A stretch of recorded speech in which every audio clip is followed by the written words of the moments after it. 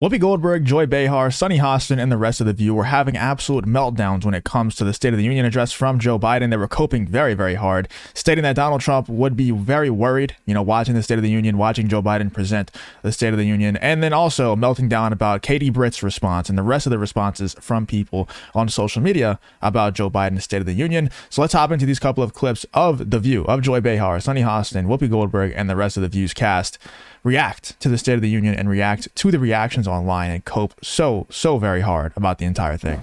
Since we're on a good mood today, I noticed that. Since the future of our country is at stake in this presidential election, there was a lot of pressure for President Biden to deliver on his State of the Union last night. Watch. Before we get into these clips, I want you to realize that The View is basically a Joe Biden propaganda machine, and they picked these clips out in particular to make Joe Biden look like he did a good job. So keep in mind, these clips are all being picked out, handpicked by The View to make Joe Biden look good before we get into these clips. If I were smart, I'd go home now. My predecessor and some of you here seek to bury the truth about January 6th. I will not do that. Here's the simple truth. You can't love your country only when you win. And with all due respect, justices, women are not. That's funny, by the way, because his regime is literally trying to lock up Donald Trump to make sure that he can't win. It's funny that he would say that. Without electoral power. With all due respect, justices, women are not without electoral power. Electoral or political power. You're about to realize just how much you get right about. What did he just say? Like, this is the clip that they choose to put on The View? Like, this is the View handpicked this. And once again, this is literally a Joe Biden propaganda machine. Like, that's how they're on the air still, is because they're probably paid off by the government, to be honest with you, to be on the air. The View handpicked this clip here of Joe Biden, and you can't even understand what the guy's saying. Like, he's very lucky that everybody started to stand up and cheer. I'm sure that was like prompted for them to do so. He's very lucky that everybody stood up and cheered at that moment, because it would have been a very, very awkward moment if people could actually hear what was coming out of his mouth, because it was gibberish. It was nothing. It was mumbling. The result was a bipartisan bill with the toughest set of border security reforms we've ever seen. Oh, you don't think so? Oh, you don't like that bill, huh? That conservatives got together and said it was a good bill? I'll be darned. That's amazing. The issue facing our nation isn't how old we are. It's how old are our ideas. So, pretty good, right? That's sad. It's sad that that is considered pretty good by the standards of Joy Behar and The View and the View's audience. That's pretty good. Just wait until we get to the Katie Britt response and how much they melted down over that. I thought he was fabulous. I pictured Trump just going nuts watching it. What do you guys think? Well, Trump was going nuts on Truth Social watching it. So I have to say, I don't know if he was going nuts, but down? And then it finally came up and everything was posting was like, well, I'm not even going to amplify it, but it was crazy. Objectively good night for Joe Biden. I don't think he was going nuts. If you're wondering what he was posting, if you haven't seen it yet, he was literally just probably chilling on his couch, just laid back watching, super relaxed and literally memeing, playing around with Snapchat filters of Joe Biden during the State of the Union. Let's check out these clips. We're going to buy American. We're going to buy America. So trade rules. Buy America has been the law since 1933. Also caps and won't even go into effect until 2025. And by the way, that law was written and the benefit expires in 2025. New electric grids that are able to weather major storms and not prevent those fires. If you enjoy content like this, then make sure you hit that subscribe button and turn on the notification bell. It really does help me out a ton. Let's get back to the content. Donald Trump posted this on Truth Social and on Instagram, by the way. Like, they think that Donald Trump was worried. The View, Joy Behar and them are saying that Donald Trump was worried about what Joe Biden had to say at State of the Union. That's wild. This was the first time that I felt like he could beat Donald Trump in November.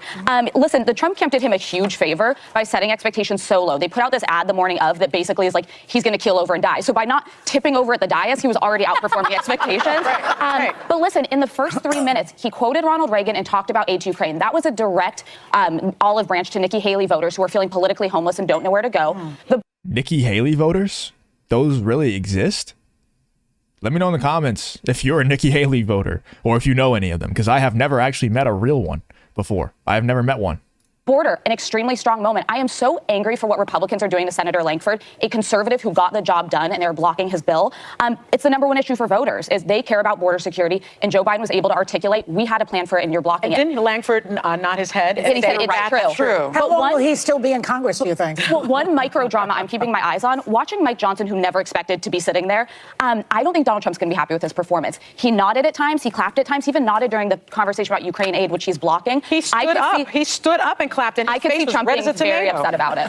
But I thought he was so snarky. Very snarky with those faces. Yes, I needed him to kind of be edited out. But I do want to admit something I was wrong about yesterday. I talked about how annoying the clapping is, and it is voluminous. You liked it, didn't you? Well, I found myself clapping. Okay. And as I leapt up, I thought, I know when I am wrong, and I will call it out. So I felt that, because for me, I need hope and inspiration. As someone who deals, I have to remind all the time, depression, anxiety. I don't need anyone else to tell me gloom and doom and we're one step from burning in hell, because I already feel that way some days.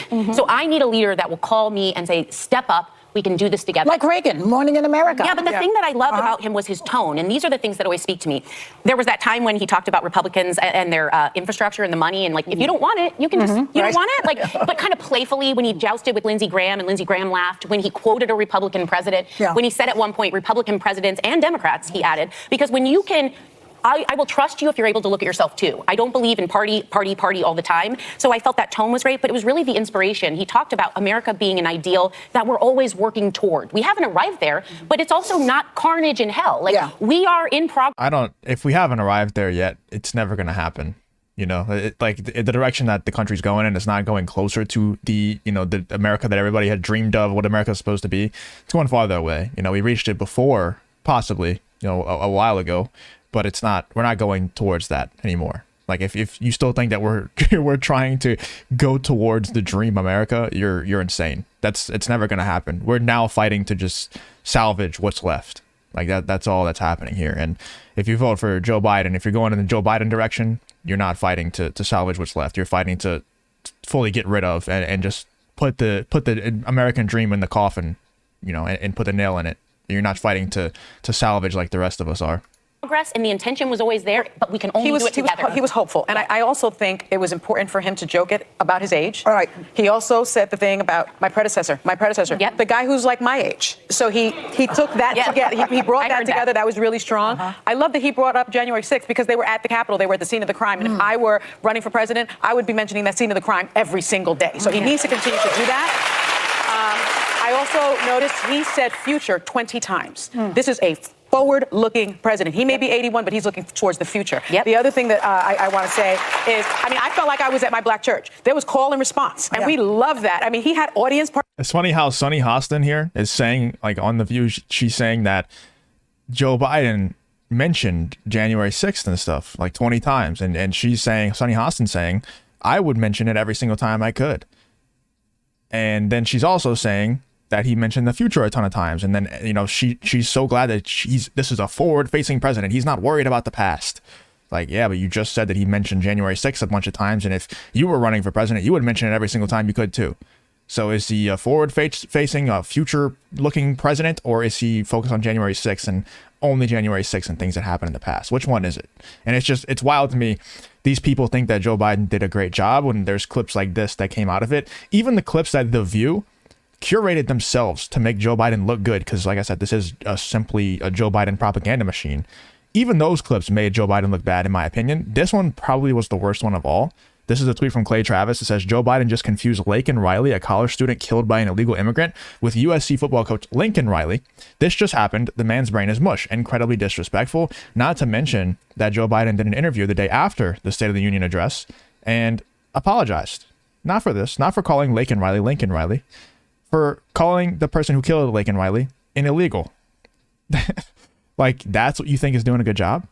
Let's check this out. I'd be a winner. Not really.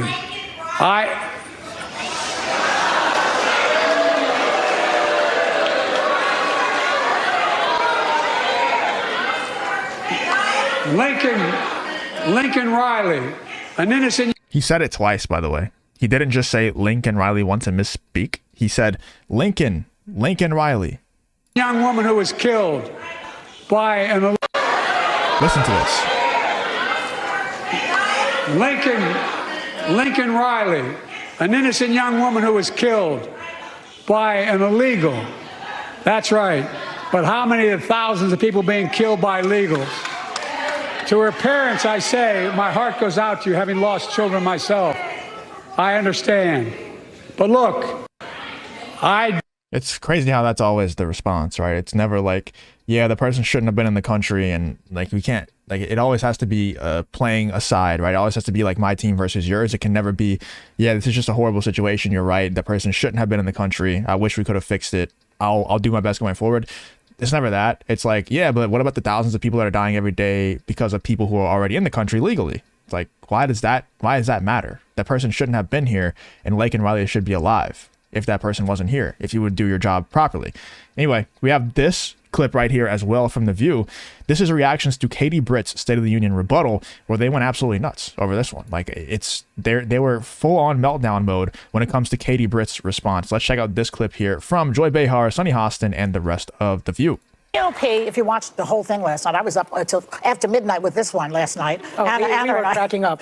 Well, they chose Alabama Senator Katie Britt to deliver the Republican response to Biden's State of the Union, which they always do have somebody on the opposing team, and it was a lot to process. Watch.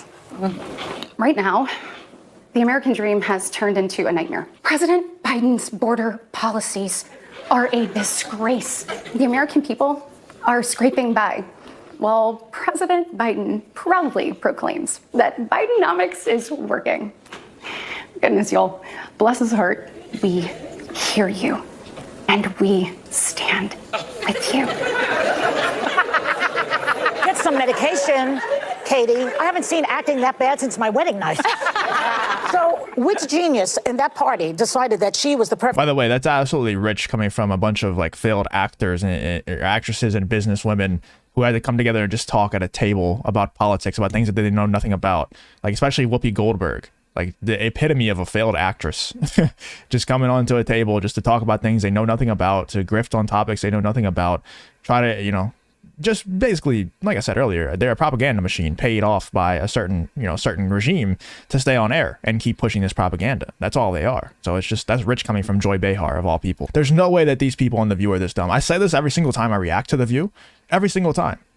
It shocks me how stupid the cast of The View is. Whoopi Goldberg, Joy Behar, Sunny Hostin, whoever the hell this is, they're all just so dumb, or they're playing the part really well. I don't know what it is. It's just, it's crazy to me that, that The View is still on air, man. She shouldn't be in a kitchen. She should be in a padded room. Let me just say this. Hit it. You know, it was giving like she wanted to call the manager on America. You know what I mean? Karen. It was giving that to me, for you me. can't say Karen, why not? Yeah, no, you can't say that. Why not? So it was giving me fragility. Well, because you guys said we can't use that because it's a slur. That's why. That's why you can't say Karen anymore. And it's funny how, whatever. I'm not even going to go into that. It was giving me those tears that are often weaponized. It was giving me what the young people are calling the trad wife or the trad woman, the traditional woman from the 40s or the 50s that was the homemaker. And I think a man made that decision. I think a Republican man realized, you know what? The whole DeSantis, like angry man thing didn't work. Yeah, Sonny, but she's a damn senator. You know, she's a woman and she's a senator. She could have said... She can't make her own decisions. She can't say yes or no whenever a man tells her to go do something. What is she, a child because she's a woman? Is that what Sunny Hostin's saying here? It's just like these people can talk themselves into circles, into traps all day, every day, because they just try to be as woke as possible. And they eventually end up going so far east, they're going west. They're going so far woke that they're going trad. It's funny. But do you know what a male senator would give the response? One at a time. Who's from the South here? Is any Southerners? Bless his heart is not a nice thing to say. No, it's not. And that's how she ended. So if you can't say certain what's wrong things, with bless his heart? it doesn't mean what it sounds like. It doesn't mean my father's from Georgia. It means I think she got the days of the week wrong. I think she thought it was Sunday and it was the Oscars. I'm from the South, and bless his heart to me doesn't mean like you can kiss my ass like they were saying. Bless his heart to me seems like, oh, he's too stupid to understand what's going on. Like he doesn't even know what's happening, right? He's too ignorant. He can't even process what's happening. He doesn't have the mental, capacity to process. That's what it means to me. And it's true. Joe Biden doesn't know what the hell is going on. So anyway, let me know what you guys thought about these, breakdowns from people like Joy Behar, Sunny Hostin, the rest of The View. I think it's just wild, the cope that they're going through to try to convince themselves that Katie Britt's response was so awful and that Joe Biden's State of the Union was so great. Let me know what you guys are thinking about what Sunny Hostin, Joy Behar, and the rest of the Viewcast had to say. If you did enjoy the video, please leave a like, subscribe, all that good stuff. And I hope to see you guys on the next one.